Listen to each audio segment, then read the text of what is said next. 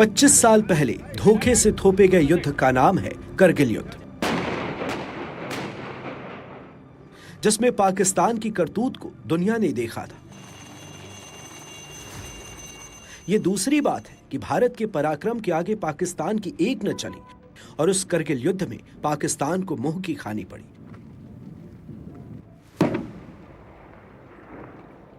अब पाकिस्तान की सेना ने कबूल कर लिया है कि उसकी करगिल युद्ध में प्रत्यक्ष भूमिका थी। पाकिस्तानी सेना प्रमुख जनरल असीम मुनीर ने कहा है, निश्चित रूप से पाकिस्तानी राष्ट्र एक शक्तिशाली और बहादुर राष्ट्र है जो स्वतंत्रता के मूल्य को समझता है और जानता है कि इसे कैसे बनाए रखना है।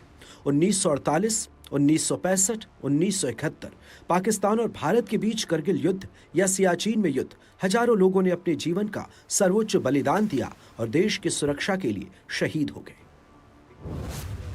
मुनीर के बयान को करगिल युद्ध में देश की सेना की प्रत्यक्ष भूमिका पर किसी वर्तमान सेना प्रमुख द्वारा अपनी तरह का पहला कबूलनामा माना जा रहा है। ये एक ऐसा रुख है जिसे पाकिस्तान पिछले 25 वर्षों से अपनाने से बचता रहा है और इसकी कीमत चुकाना एहसन तरीके से जानती। हमारी जो नेबरहुड फर्स्ट पॉलिसी है वो पूरी तरह से सबकी मदद करने के लिए है। नॉन रेसिप्रोकल फॉरेन पॉलिसी है हर एक देश के साथ। हम पाकिस्तान के लिए भी अच्छा चाहते हैं कि पाकिस्तान भी एक स्ट्रांग हो। हम ये चाहते हैं, हम इंडिया में हमेशा से ये पॉलिसी रही है कि हमारा जो नेबरहुड अगर स्ट्रांग होगा तो भारत स्ट्रांग होगा। लेकिन पाकिस्तान ने जिस तरह से भारत के खिलाफ क्रॉस बॉर्डर टेररिज्म की एक फॉरेन पॉलिसी को अपनाया, 40 साल से यही सब चलता आ रहा है, तो नेचुरली है कि वो हमारा उनके साथ में तालमेल नहीं बन सकता है। Terror and talks can not continue. जबकि भारत भी चाहता है कि अच्छे रिश्ते बने, लेकिन अच्छे रिश्ते बनने के लिए आप पीछे से तलवार लेकर के तो नहीं बैठ सकते हैं या चुरा लेकर के भोगने के लिए और उसको आप अलाउ कर दें। तो भारत की पॉलिसी में कोई अंतर नहीं आया है। युद्ध पर शेखी पाकिस्तान उस वक्त बघार रहा है जब उसकी माली हालत बेहद खराब है।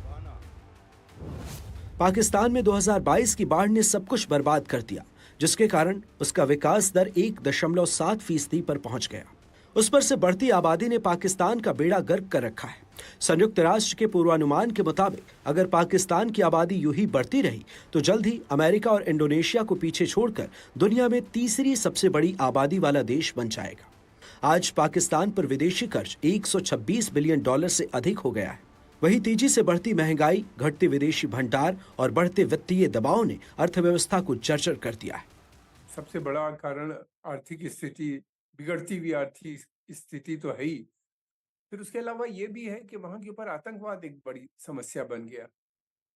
पाकिस्तान ने जिन आतंकवादी संगठनों को समर्थन किया, बनाया, बढ़ाया, अब उसमें से कुछ संगठन ऐसे हैं जो पाकिस्तान के खिलाफ हो गए हैं। वो कहते हैं कि ये प्योर इस्लामिक स्टेट नहीं है।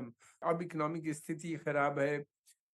जो सबसे पॉपुलर लीडर है वो जेल में है, इमरान खान। तो सिचुएशन जो है वो वहाँ की जो समय सरकार है उसके कंट्रोल से बाहर होती जा रही है। हालात लगातार बिगड़ते जा रहे हैं और कोई बड़ा लीडर, करिस्मेटिक लीडर मुल्क के अंदर है नहीं, जो है वो जेल में है।